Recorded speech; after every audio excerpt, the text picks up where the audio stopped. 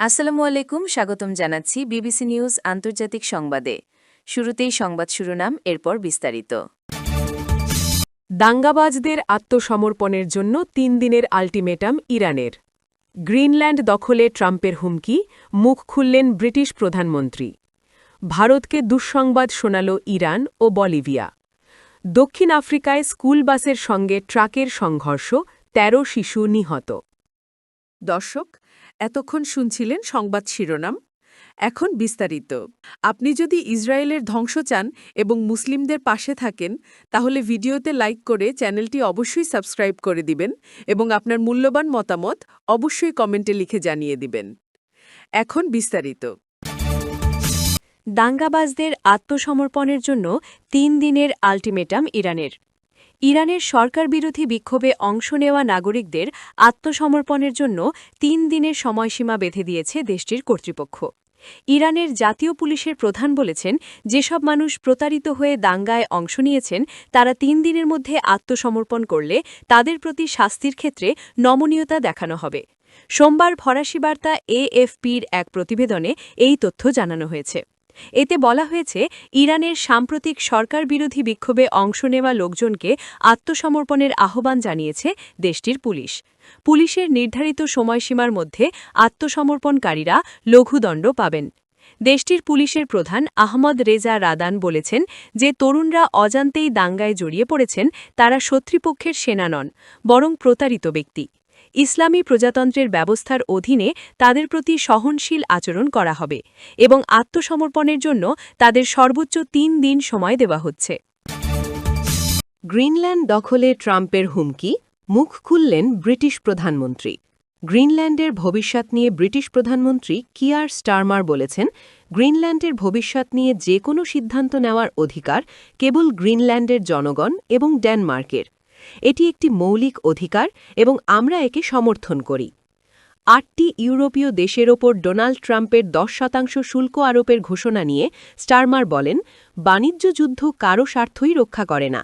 সরবরাহ ব্যবস্থা ভেঙে পড়লে এবং পণ্যের দাম বেড়ে গেলে সাধারণ মানুষ, ক্ষুদ্র ব্যবসায়ী ও খেটে খাওয়া মানুষরাই সবার আগে ক্ষতিগ্রস্ত হবে। শ্রমজীবী মানুষের স্বার্থ রক্ষায় তার সরকার সম্ভাব্য সব ধরনের পদক্ষেপ নেবে বলেও তিনি প্রতিশ্রুতি দেন। সোমবার ১৯ জানুয়ারির ডাউনিং স্ট্রিটে জাতির উদ্দেশ্যে দেওয়া এক ভাষণে স্টারমার এসব কথা বলেন। খবর বিবিসির। মতপার্থক্য মেটানোর সঠিক পথ হল শান্ত আলোচনার মাধ্যমে সমাধান খোঁজা, জানিয়ে স্টারমার বলেন, ট্রাম্প বাস্তবে গ্রিনল্যান্ডে সামরিক পদক্ষেপ নেওয়ার কথা ভাবছেন না। তবে উত্তেজনা প্রশমনের চেষ্টা চালালেও পরিস্থিতিকে অত্যন্ত গুরুতর বলে উল্লেখ করে তিনি বলেন, এটি এমন একটি সময় যখন পুরো দেশকে ঐক্যবদ্ধ থাকতে হবে। ভারতকে দুঃসংবাদ শোনাল ইরান ও বলিভিয়া। দুটি খারাপ খবরের পাশাপাশি দারুণ এক সুখবর শুনেছে ভারত। ২০২৬ সালের হেনলি পাসপোর্ট সূচক অনুযায়ী ভারত এগিয়েছে ৫ ধাপ। তবে ইরান ও বলিভিয়া দেশটির নাগরিকদের দেওয়া ভিসামুক্ত ভ্রমণ সুবিধা প্রত্যাহার করে নিয়েছে।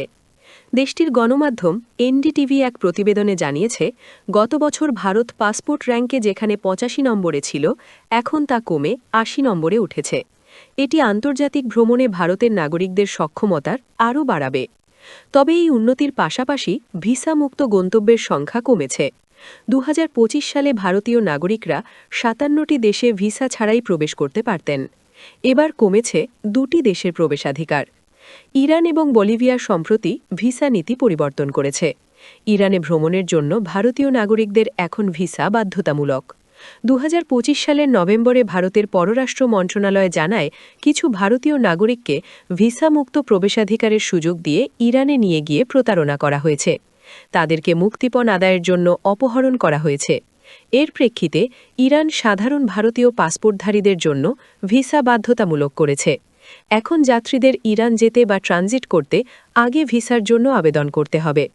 এখন থেকে বলিভিয়ায় ভ্রমণের জন্য ভারতীয় নাগরিকদের ই-ভিসা আবেদন করতে হবে। ই-ভিসা অনলাইনে আবেদন করতে হয়, ফর্ম পূরণ, প্রয়োজনীয় নথি আপলোড এবং ইলেকট্রনিক ফি প্রদান করতে হয়। অনুমোদিত ভিসা ডিজিটালি পাঠানো হয় এবং প্রবেশের সময় সঙ্গে রাখতে হয়। দক্ষিণ আফ্রিকায় স্কুল বাসের সঙ্গে ট্রাকের সংঘর্ষ, ১৩ শিশু নিহত।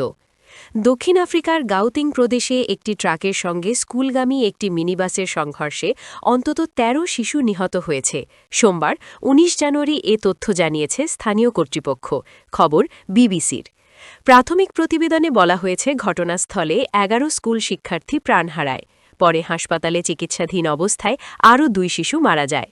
কর্তৃপক্ষ জানায় সোমবার সকাল প্রায় ৭টার দিকে জোহানিসবার্গের দক্ষিণ পশ্চিমাঞ্চলের বিভিন্ন প্রাথমিক ও উচ্চ বিদ্যালয়ে শিক্ষার্থীদের নিয়ে যাওয়ার সময় ওই বেসরকারি মিনিবাসটি দুর্ঘটনার শিকার হয়।